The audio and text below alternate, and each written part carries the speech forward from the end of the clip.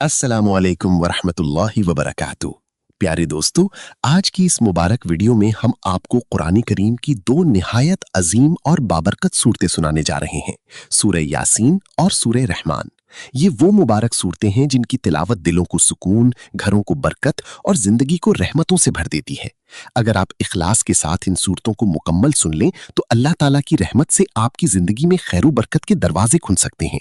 दोस्तों, सूरह यासीन को कुरान का दिल कहा जाता है, जबकि सूरह रहमान अल्लाह ताला की बेशुमार नेमतों की याद दिलाती है। इन दोनों सूरतों की तिलावत सुनने से दिल को इत्मीनान, रूह को सुकून और ईमान को ताजगी हासिल होती है। अगर आप अपने घर में बेसुकूनी महसूस करते हैं, कारोबार में रुकावटें हैं, रिस्क में तंगी है, या आपको लगता है कि नजरे बद और हसद के असरात आपकी जिंदगी पर पड़ रही हैं, तो रोजाना इन मुबारक सूरतों की तिलावत सुनने का मामूल बना लें। इंशाअल्लाह अल्लाह ताला आपके हालात में बेहतरी अता फरमाएगा और आपके घर में खैर बरकत नाजिल फरमाएगा। एक अहम गुजारिश है कि जब आप इन सूरतों को सुनना शुरू करें तो कोशिश करें कि उन्हें मुकम्मल तवज्जो और अदब के साथ आखिर तक सुनें, ताकि आप इनकी रूहानी फवाइद से भरपूर इस्तिफादा कर सकें। अगर आप कुरान पाक से मोहब्बत करते हैं तो अभी इस वीडियो को लाइक कर दीजिए और हमारे चैनल को सब्सक्राइब करना ना भूलिए, ताकि कुरान करीम की मजीद खूबसूरत तिलावतें और इस्लामी बयानात आप तक पहुंचते रहें। बिस्मिल्लाहिर्रहमानिर्रहीम। यासीन वल कुरआनिल हकीम इन्नका लमिनल मुरसलीन अला सिरातिम मुस्तकीम तंजीलल अज़ीज़िर रहीम लितुन्ज़िर कौमन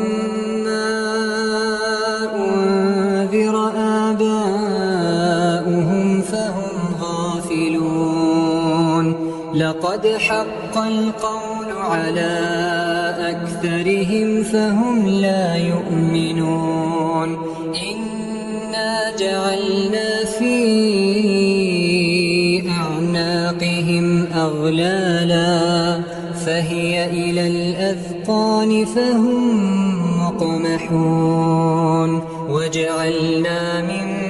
بين أيديهم سدا ومن خلفهم سدا فأغشيناهم فهم لا يبصرون وسواء عليهم أأنذرتهم أم لم تنذرهم لا يؤمنون إنما تنذر من اتبع الذكر وخشي الرحمن بالغيب فبشره بمغفرة وأجر كريم إنا نحن نحيي الموتى ونكتب ما قدموا وآثارهم وكل شيء أحصيناه في إمام مبين واضرب لهم مثلا أصحاب القرية إذ جاءها المرسلون إذ أرسلنا إليهم اثنين فكذبوهما فعززنا بثالث فقالوا إنا إليكم مرسلون قالوا ما أنتم إلا بشر مثلنا وما أنزل الرحمن من شيء إن أنتم إلا تكذبون قالوا ربنا يعلم إنا إليكم لمرسلون وما علينا إلا البلاغ المبين قالوا إنا تطيرنا بكم لئن لم تنتهوا لنرجمنكم وليمسنكم منا عذاب أليم قالوا طائركم معكم أئن ذكرتم بل أنتم قوم مسرفون وجاءوا وجاء من أقصى المدينة رجل يسعى قال يا قوم اتبعوا المرسلين اتبعوا من لا يسألكم أجرا وهم مهتدون وما لي لا أعبد الذي فطرني وإليه ترجعون أأتخذ من دونه آلهة إن يردني الرحمن بضر لا تغن عني شفاعتهم شيئا ولا ينقذون إني إذا لفي ضلال مبين إني آمنت بربكم فاسمعون قيل ادخل الجنة قال يا ليت قومي يعلمون بما غفر لي ربي وجعلني من المكرمين وما أنزلنا على قومه من بعده من جند من السماء وما كنا منزلين إن كانت إلا صيحة واحدة فإذا هم خامدون يا حسرة على العباد يا حسرة على العباد ما يأتيهم من رسول إلا كانوا به يستهزئون ألم يروا كم أهلكنا قبلهم من القرون أنهم إليهم لا يرجعون وإن كل لما جميع لدينا محضرون وآية لهم الأرض الميتة أحييناها وأخرجنا منها حبا فمنه يأكلون وجعلنا فيها جنات من نخيل وأعناب وفجرنا فيها من العيون ليأكلوا من ثمره وما عملته أيديهم أفلا يشكرون سبحان الذي خلق الأزواج كلها مما تنبت الأرض ومن أنفسهم ومما لا يعلمون وآية لهم الليل نسلخ منه النهار فإذا هم مظلمون والشمس تجري لمستقر لها ذلك تقدير العزيز العليم والقمر قدرناه منازل حتى عاد كالعرجون القديم لا الشمس ينبغي لها أن تدرك القمر ولا الليل سابق النهار وكل في فلك يسبحون وآية لهم أنا حملنا ذريتهم في الفلك المشحون وخلقنا لهم من مثله ما يركبون وإن نشأ نغرقهم فلا صريخ لهم ولا هم ينقذون إلا رحمة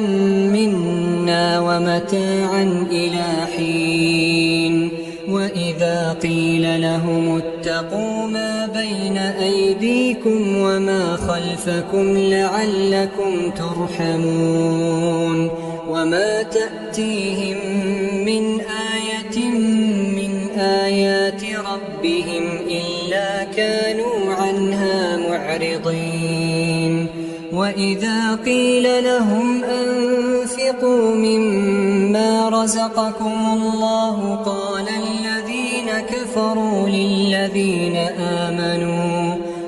الذين كفروا للذين آمنوا أنطعم من لو يشاء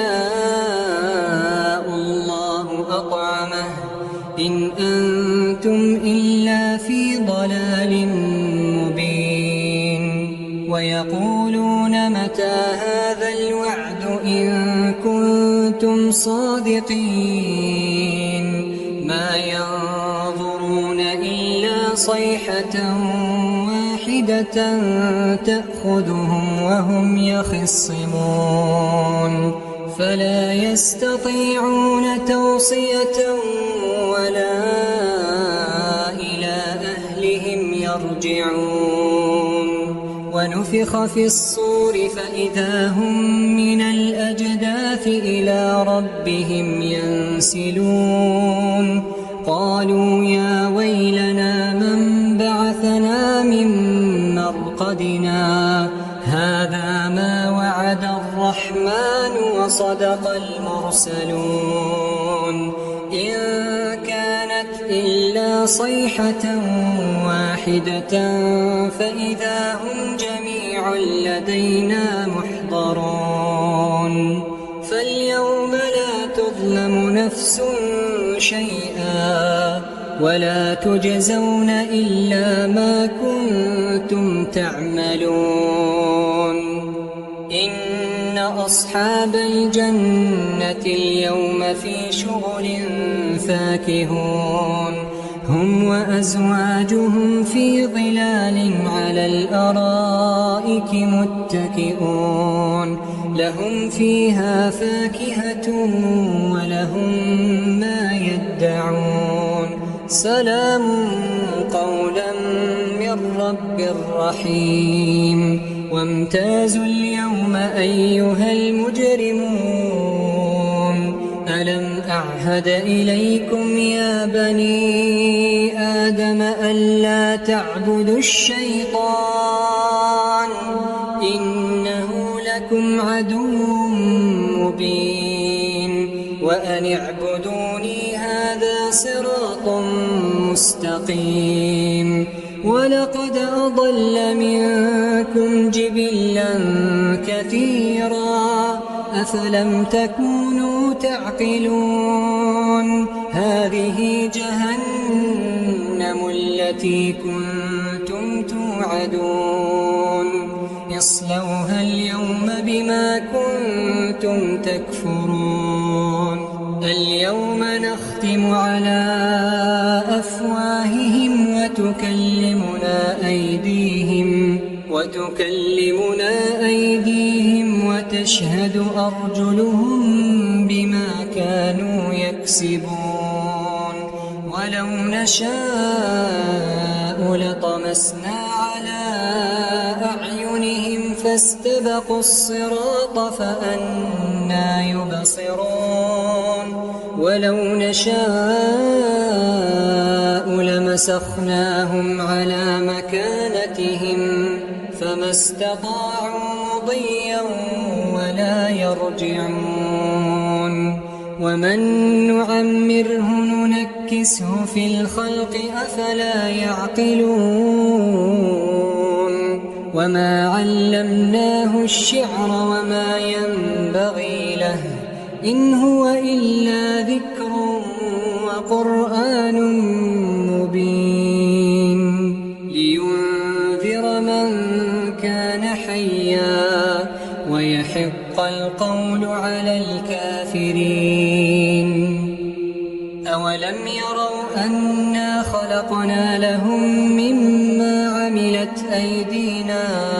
أنعاما فهم لها مالكون وذللناها لهم فمنها ركوبهم ومنها يأكلون ولهم فيها منافع ومشارب أفلا يشكرون واتخذوا من دون الله آلهة لعلهم ينصرون لا يستطيعون نصرهم وهم لهم جند محضرون فلا يحزنك قولهم إنا نعلم ما يسرون وما يعلنون أولم ير الإنسان أنا خلقناه من نطفة فإذا هو خصيم مبين وضرب لنا مثلا ونسي خلقه قال من يحيي العظام وهي رميم قل يحييها الذي أنشأها أول مرة وهو بكل خلق عليم الذي جعل لكم من الشجر الأخضر نارا فإذا أنتم منه توقدون أوليس الذي خلق السماوات والأرض بقادر على أن يخلق مثلهم بلى وهو الخلاق العليم إنما أمره إذا أراد شيئا أن يقول له كن فيكون فسبحان الذي بيده ملكوت كل شيء وإليه ترجعون. الرحمن علم القرآن خلق الإنسان علمه البيان الشمس والقمر بحسبان والنجم والشجر يسجدان والسماء رفعها ووضع الميزان ألا تطغوا في الميزان وأقيموا الوزن بالقسط ولا تخسروا الميزان والأرض وضعها للأنام فيها فاكهة والنخل ذات الأكمام والحب ذو العصف والريحان فبأي آلاء ربكما تكذبان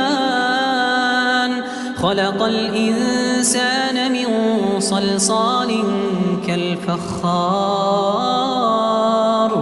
وخلق الجان من مارج من نار فبأي آلاء ربكما تكذبان رب المشرقين ورب المغربين فبأي آلاء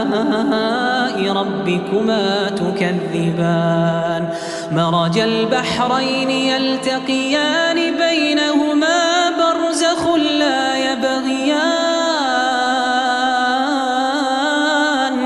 فبأي آلاء ربكما تكذبان يخرج منهما اللؤلؤ والمرجان فبأي آلاء ربكما تكذبان وله الجوار المنشآت في البحر كالأعلام فبأي آلاء ربكما تكذبان كل من عليها فان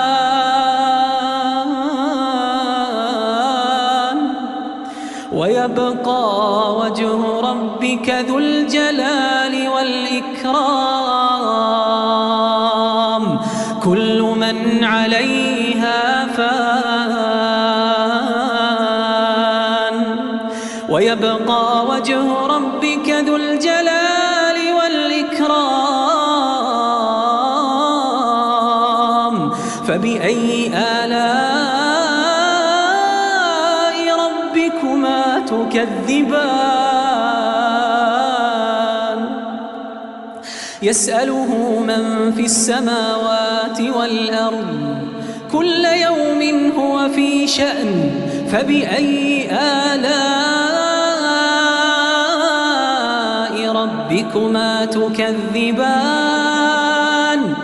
سنفرغ لكم أيها الثقلان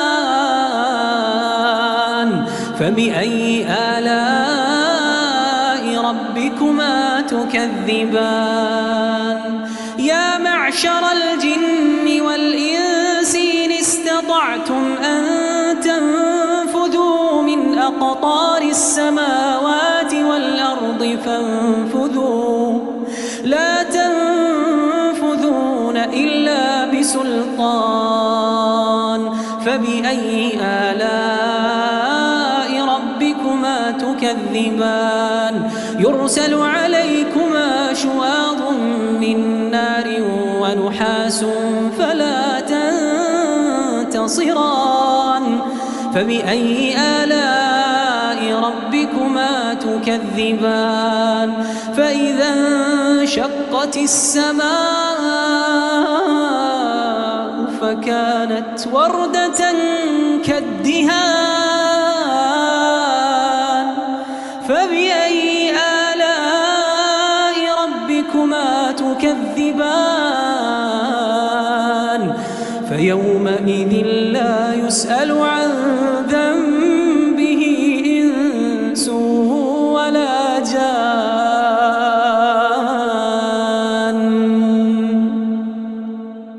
فبأي آلاء ربكما تكذبان يعرف المجرمون بسيماهم فيؤخذ بالنواصي والأقدام فبأي آلاء ربكما تكذبان هذه جهنم التي يكذب بها المجرمون يطوفون بينها وبين حميم آن فبأي آلاء ربكما تكذبان ولمن خاف مقام ربه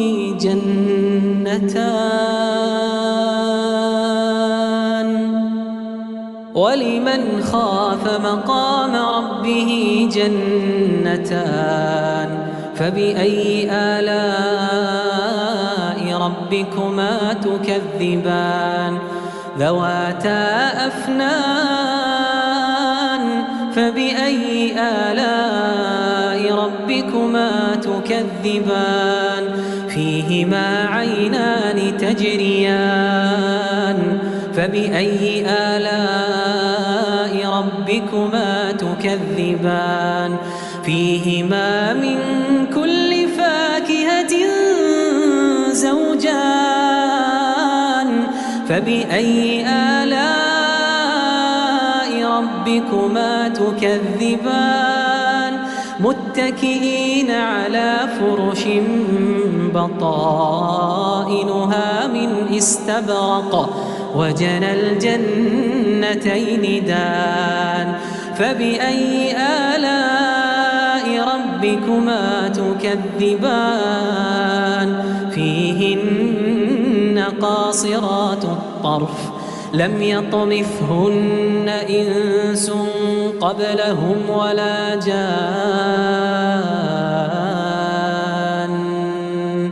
فبأي آلاء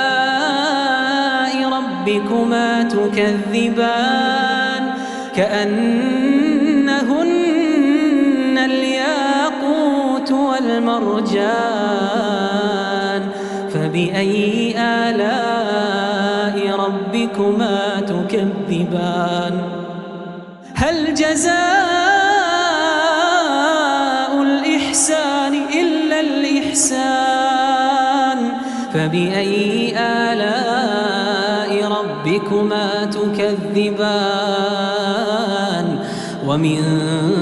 دونهما جنتان فبأي آلاء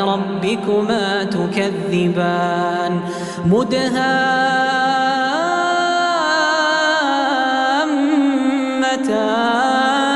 فبأي آلاء ربكما تكذبان فيهما عينان نضاختان فبأي آلاء ربكما تكذبان فيهما فاكهة ونخل ورمان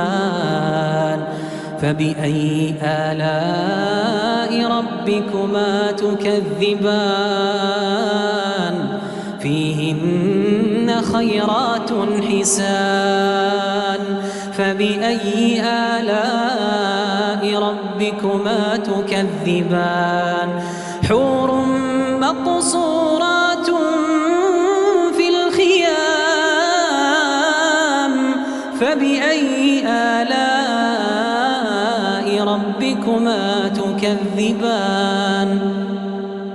لم يطمثهن إنس قبلهم ولا جان فبأي آلاء ربكما تكذبان متكئين على رفرف خضر وعبقري حسان فبأي آلاء ربكما تكذبان تبارك اسم ربك ذي الجلال والإكرام تبارك اسم ربك ذي الجلال والإكرام